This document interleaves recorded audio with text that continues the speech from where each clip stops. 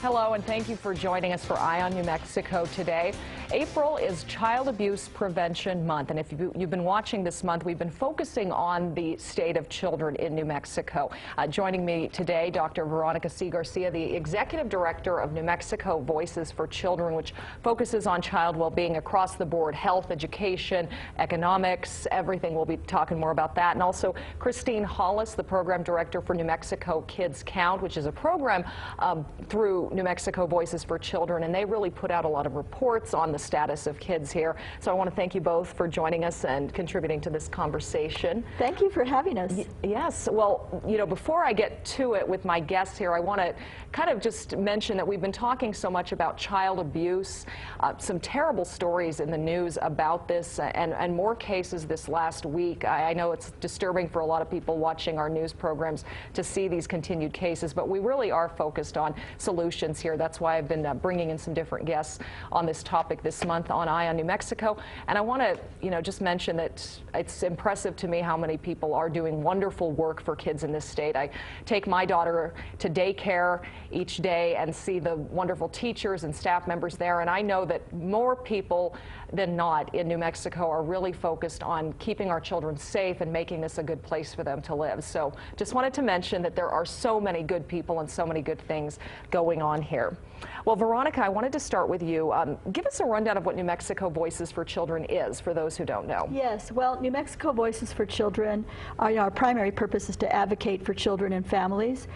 We do research-based policy in the areas of health and education, and of course tax policy, because if we don't have the revenue to support the programs, we also are trying to do advocate for programs that will help close you know, the poverty gap, the achievement gap, the health gap, so that we have healthy contributing citizens, families, thriving in our state and helping build our economy and just making the quality of life for all New Mexicans better. Yeah, well, when you advocate for children, you really advocate for all New Mexicans and the future of the state. I mean, that definitely is what we have to recognize, that if we don't invest in our children and they don't get a healthy, good start, then our economy will continue to be stagnant. And so our future is in our children. It's not just rhetoric. Yeah, absolutely. And New Mexico is so unique compared to other states. You guys came out with a report recently looking at the racial ethnic disparities here in New Mexico and how, unlike other states, New Mexico is already at that point where minority children already are the majority, essentially. And that makes New Mexico unique and gives us some specific challenges here. It makes New Mexico unique, and I have to give credit, and I'm going to show the report. It's Race for Results, and this is put out by the Annie E. Casey Foundation. And this report's available on our website, and I urge all of your viewers to download this report, because I have to tell you, I read a lot of reports, I've see all of these statistics, and I have to tell you that this one really gave me pause, and I'm trying to get the word out about it, because New Mexico, when we look at the general population, it's 60-40% in terms of minority majority and 40% white. When you look at the 0 to 18 population, that statistic and demographic changes to, I believe, 76, 34% of what we call minorities in our state. And so when we look at the fact that Hispanic, African American, Native American children are performing at the lower ends and are the children who are the highest in poverty and have the highest need, unless we intervene in significant ways, it can spell even, you know, 50, I don't know if you get any lower than 50th, but we have to really take some bold action, and we'll talk about that hopefully later in the program, of what we think that bold action is to right the direction that we're going in, and not lose another generation of children. But we can't afford it. Before we get into some of that, go ahead, Christine. I was just going to say, to add on to that, if you think about it, we always talk about the fact that children are our future.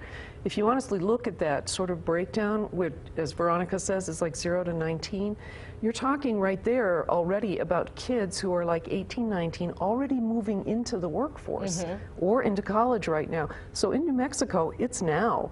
Our future, those children are now moving into what our workforce, starting to have families, things like that. So. Yeah, absolutely. And Christine, since you're a numbers person here too, doing the Kids Count report and putting out the statistics on children in New Mexico all the time, Veronica brought up that number 50, that we're always seeing New Mexico pop up, 50th in child well-being, 50th in so many things, or 49th, never seems to be in a good place.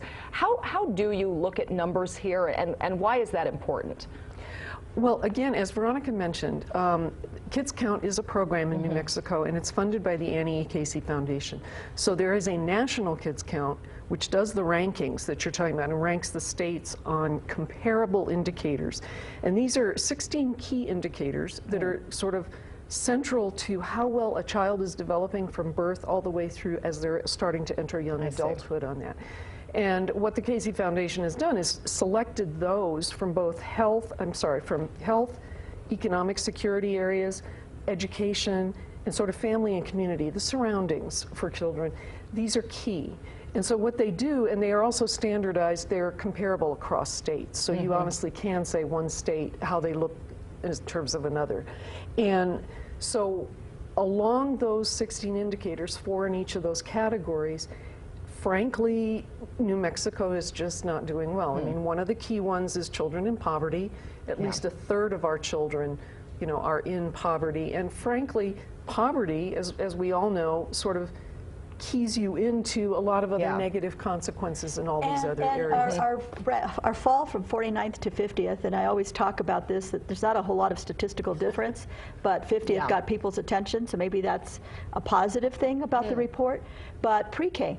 Enrollment in pre-K. Mississippi enrolled more children in pre-K than New Mexico has, and bumped it up. Now, this particular report that's also put out by Casey, the Race for Results, is an index that they use the Brookings Institute to look at predictive factors of a child moving from poverty to middle class by the time they're middle-aged.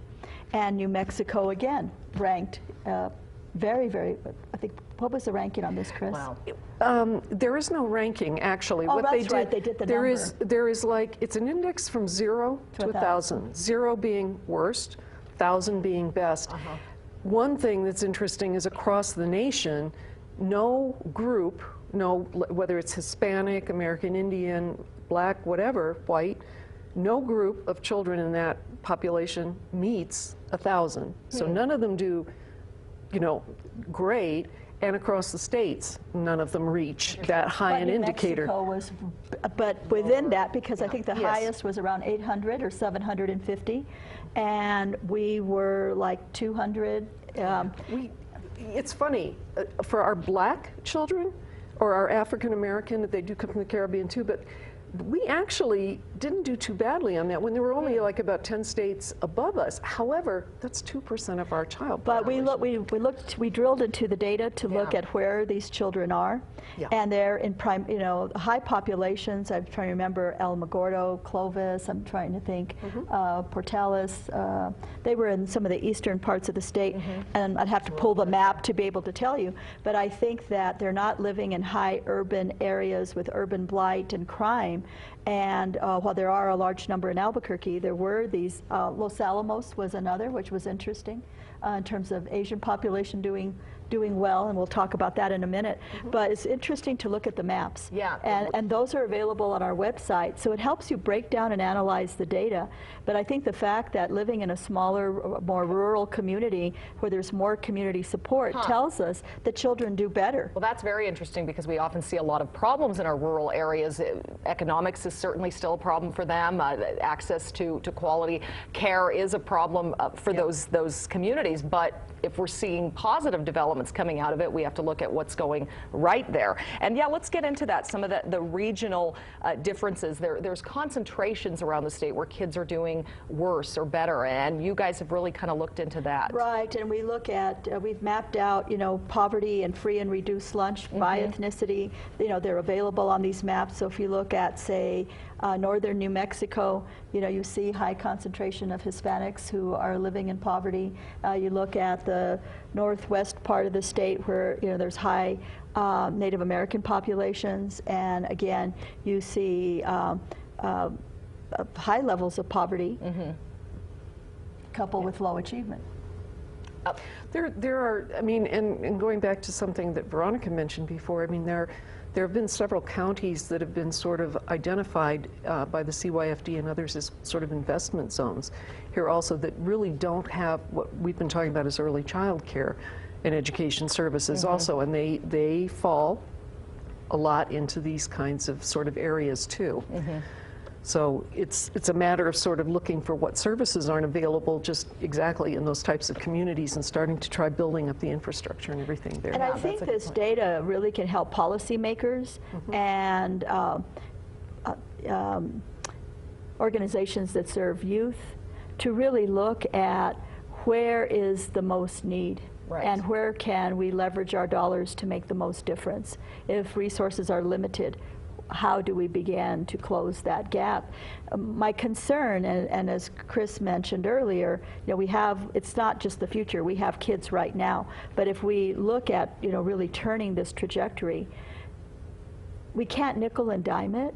You know, it's really going to have to take a bold investment and say, we're going to make children in our state a top priority over everything else. And I know that's very hard when there are limited resources, but we also have to look at our tax policies and are we really generating the jobs that we thought we were going to generate, because we've lost millions and millions of dollars in corporate income tax. And yet I don't think business is going to come to New Mexico if we don't have a well-educated, healthy population that can take those jobs. Well, yeah, and you point out that tax policy, I mean, you have to look at the ways the state can kind of start at that end of things, but at the other end, a big focus of Voices for Children is focusing on putting money toward early education, early daycare programs, pre-K, starting everything off for kids when they're how young? I mean, well, actually, zero, prenatally. There you go. Because if the mother is healthy, we're less likely to have a low birth weight baby. I can't remember the cost of a low birth weight baby over lifetime in terms of the health issues and developmental delays that often come with low birth weight, and that's why it's a prime indicator. And I think New Mexico we're at about 8%. But I mean, in terms of starting early with the mother and also preparing the mom in terms of connecting that mother with resources so that if she runs into, say, after she has a baby, postpartum depression or eliminating stress.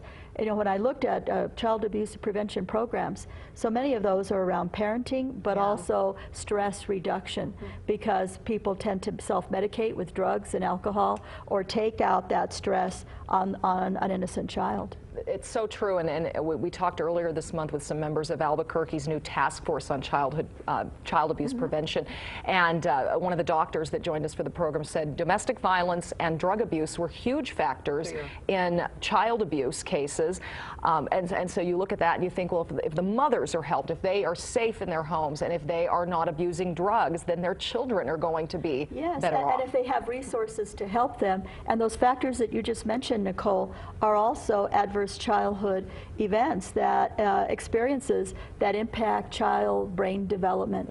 And so, and early intervention, because the brain is developing early, we can build more of those neurons and synapses and pathways that are building that brain architecture so that you're cognitively fit and ready, you know, to be learning all the way through. You know, we talk about ready to learn when you go to school, but actually learning begins at birth. Right? Absolutely. And the more that we can stimulate that child in appropriate ways makes a difference.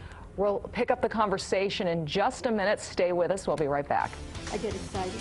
Thanks for staying with us. Once again, Child Abuse Prevention Month is April, and we've been focusing this program on the state of children in New Mexico.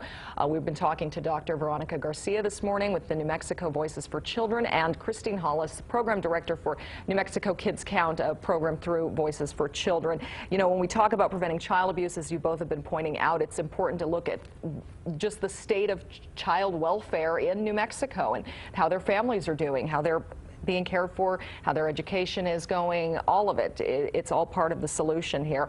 And going to solutions here, Veronica, you guys look at policies that can be put in place, things that can be done fairly quickly. that could change the lives for children in New Mexico. Absolutely. And you know, the year before there was a Home Visitation Accountability Act, and it set 4 standards for high quality home visitation programs. I know that there is work going on now and creating a Child Care Accountability Act. We have a Pre-K Act. And so these policies are very important to ensure that we have high quality programs. What we need is funding for these programs. And one of the pieces that we fought for last legislative session and were still unsuccessful in doing was passing a constitutional amendment that would take a small fraction of the interest earned and would not hurt the fund to infuse about $125 million into early learning and care. We think this is important because the general fund has not been able to sustain this in a meaningful way. We need to finish pre-K. That was a rollout I think we started, I can't remember, in 2005. And yeah, I think I was cabinet secretary at the time, and the promise that we were going to roll it out in 7 years, and then the recession hit and we stopped it. But we need to finish that. And again, infusing dollars into quality child care. You talked about your child being in a quality child care program, but those educators need to be paid well. They need professional development, and we just need to have more of those programs available. So I think, you know, it's a 3-pronged approach in terms of early education, home visitation, quality child care, quality pre-K, and make it universally available.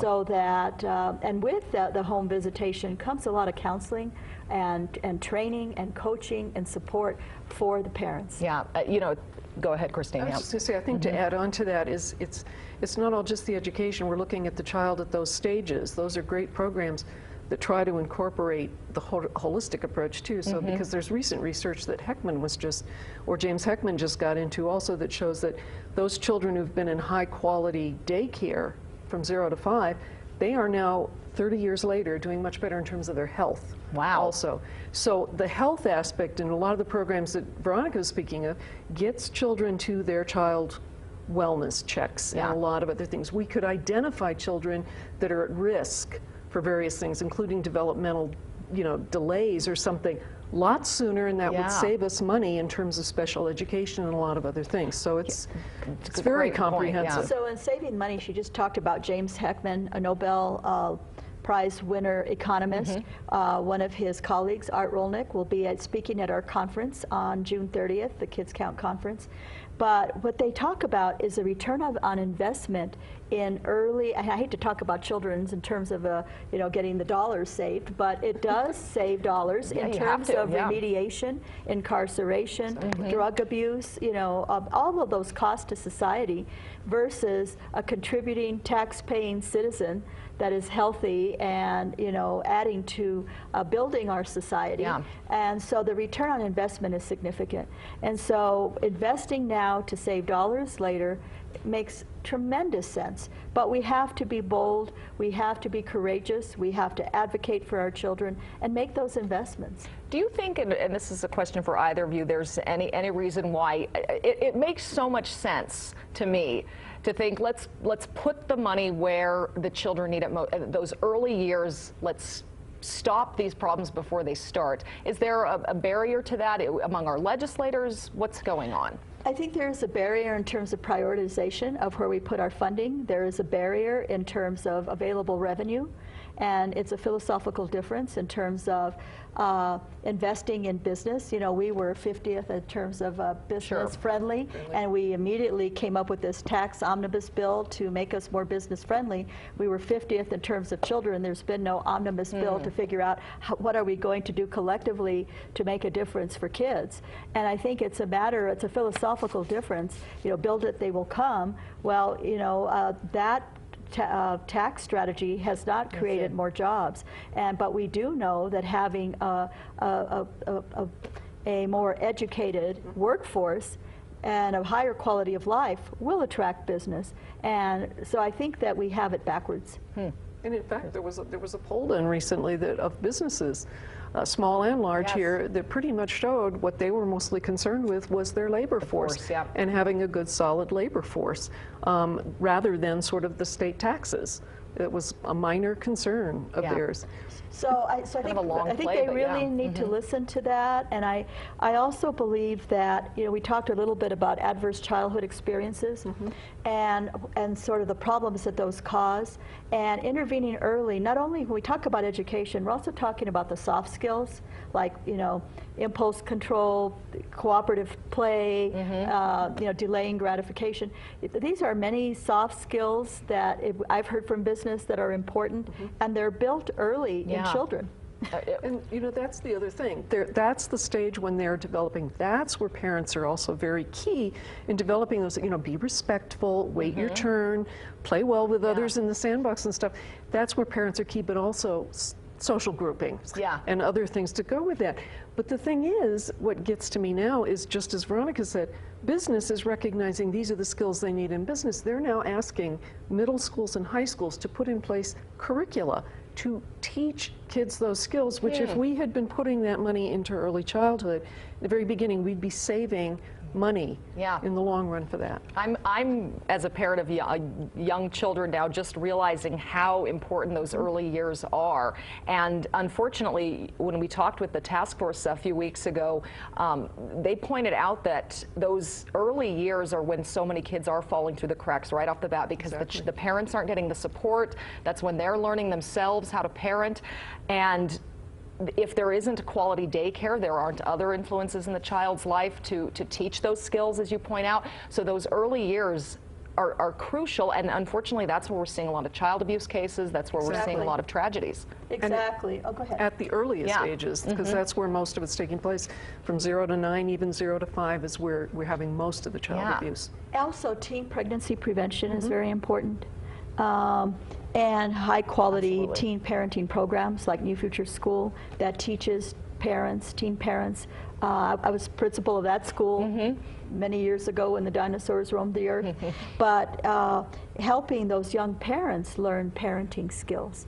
Because if you have the appropriate parenting skills and you understand child development, you can weather the terrible twos and understand that this is a normal part of child development. And also teaching parents, and I want to tell parents right now, whether you graduated from high school or not, you are your child's first teacher. And you have so much to teach the child, whether you're driving in the car, just pointing out things, exploring in a grocery store, talking about what you're doing when you're cooking. All of those things are building vocabulary, literacy, math skills. You have so much to offer your child. And just spending time with your child, reading and play. And you know, Veronica, you're kind of segueing us into a good point that you were making during our break, that, you know, a teen parent needs a lot of support, and as do all parents, and the community really needs to get involved in this. Yes, I think that, you know, churches can play an important role, community centers, schools, in terms of parent involvement programs. Sharing, you know, we put out a little book of working with your parents in school, you know, how they can be supportive, asking about homework, you know, even if you can't help with the homework, then following up with the teacher. But just making those inquiries of your child communicates to your child that education is important. And I have to tell you, the public libraries are amazing. So if you can't afford books, you can check them out free at a public library, or just taking your child to explore. They have puppets, and or going to a bookstore. Just walking through a bookstore can be an educational experience for a child. Well, Christine, you know, again, you guys focus a lot on the dollars, the money, the figures, the numbers, but those are all important to kind of getting us to this whole holistic approach to improving lives for our children here. Is that right? Certainly hope so. I mean, that's part of the approach that, for example, Kids Count takes in looking at the data, as I just mentioned, from 0 to like adulthood, looking at the health, looking at the education, looking at the economics. All of those come together.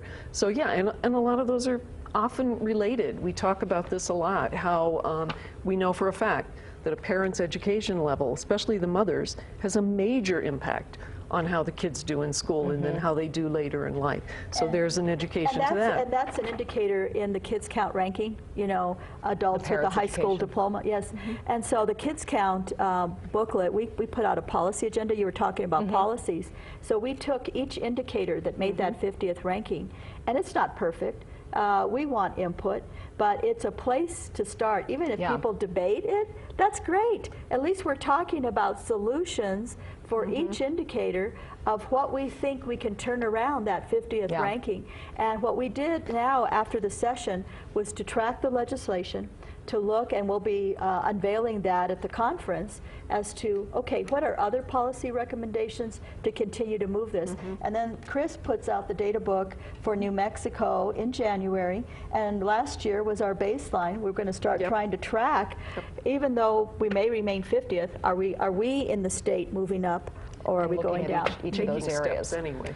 Well, we're out of time, but I want to thank you both, Christine Hollis and Dr. Veronica Garcia, for joining us today. Anything you see on this program, you want to ask more about the policy report, we can definitely get you the information on that. And we'll have you guys back before that conference in June to talk about what's going on with New Mexico's kids and how we can make this a better place for them. So fantastic. Thank you for having us. Thank you both. We'll see you next week for another Eye on New Mexico.